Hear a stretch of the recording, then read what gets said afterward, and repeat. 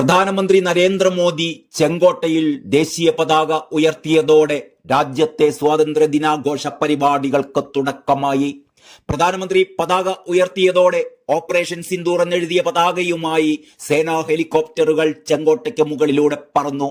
അഭിമാനത്തിന്റെ ഉത്സവമാണ് ഇത് എന്നും കോടിക്കണക്കിന് സേനാനികളുടെ സ്വപ്ന സാക്ഷാത്കാരമാണ് സ്വാതന്ത്ര്യമെന്നും പ്രധാനമന്ത്രി പറഞ്ഞു. ഭരണഘടനയാണ് വഴികാട്ടി.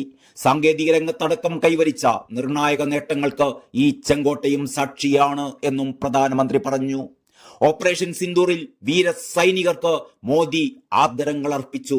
നമ്മുടെ സൈനികർ തീവ്രവാദികൾക്ക് ചുട്ട മറുപടിയാണ് നൽകിയത്.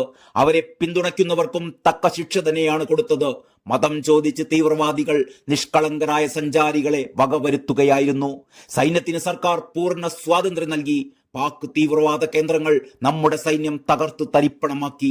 അണ്വായുധ ഭീഷണി മുഴക്കി ഇന്ത്യയെ ആരും വിരട്ടാൻ വരേണ്ട. ആ ബ്ലാക്ക് മെയിലിംഗ് തന്ത്രം നടപ്പാവില്ല. സിന്ധു നദീജല കരാറിൽ പുനരാലോചനയില്ല. രക്തവും വെള്ളവും ഒന്നിച്ചൊഴുകില്ല എന്നും പ്രധാനമന്ത്രി പറഞ്ഞു. ഇന്ത്യയിലെ ജലത്തിന്റെ അധികാരം ഇവിടുത്തെ കർഷകർക്കാണ് എന്നാണ് പ്രസംഗത്തിന്റെ പ്രാരംഭത്തിൽ തന്നെ പ്രധാനമന്ത്രി ഊന്നിപ്പറഞ്ഞത്. രാജ്യം സ്വയം പര്യാപ്തത നേടിക്കഴിഞ്ഞിരിക്കുന്നു. വികസിത ഭാരതത്തിന്റെ ആധാരം സ്വയം പര്യാപ്ത ഭാരതമാണ്. ഓപ്പറേഷൻ സിന്ദൂറിൽ പ്രതിഫലിച്ചതും ഇന്ത്യയുടെ സ്വയം പര്യാപ്തതയാണ്. പ്രതിരോധ ശക്തിയുടെ ആധാരം സ്വയം പര്യാപ്തതയാണ്. നമ്മുടെ ആയുധബലം ശത്രുവിനെ അമ്പരപ്പിച്ചു. ഇന്ത്യയുടെ ആണവോർജ ശേഷി 10 ഇരട്ടി വർദ്ധിച്ചിരിക്കുന്നു. ഈ മേഖലയിൽ നിരവധി പരിഷ്കാരങ്ങൾ കൊണ്ടുവന്നു. എല്ലാ മേഖലകളിലും രാജ്യം സ്വയം പര്യാപ്തത നേടുകയാണ്.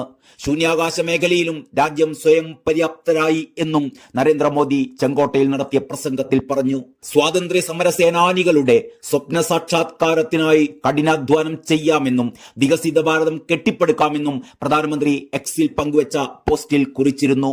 ഓപ്പറേഷൻ സിന്ദൂറിന്റെ കൂടി വിജയമായി ഈ സ്വാതന്ത്ര്യദിനം ആഘോഷിക്കാനാണ് കേന്ദ്ര സർക്കാർ ആഹ്വാനം ചെയ്തിരുന്നത്.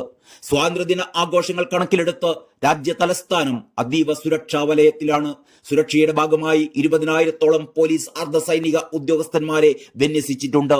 സ്വാതന്ത്ര്യദിന ആഘോഷങ്ങളുടെ ഭാഗമായി പുതിയ AICC ആസ്ഥാനമായ ഇന്ദിരാ ഭവനിൽ കോൺഗ്രസ് അധ്യക്ഷൻ മല്ലികാർജുൻ ഖാർഗെ ത്രിവർണ്ണ പതാക ഉയർത്തുകയുണ്ടായി.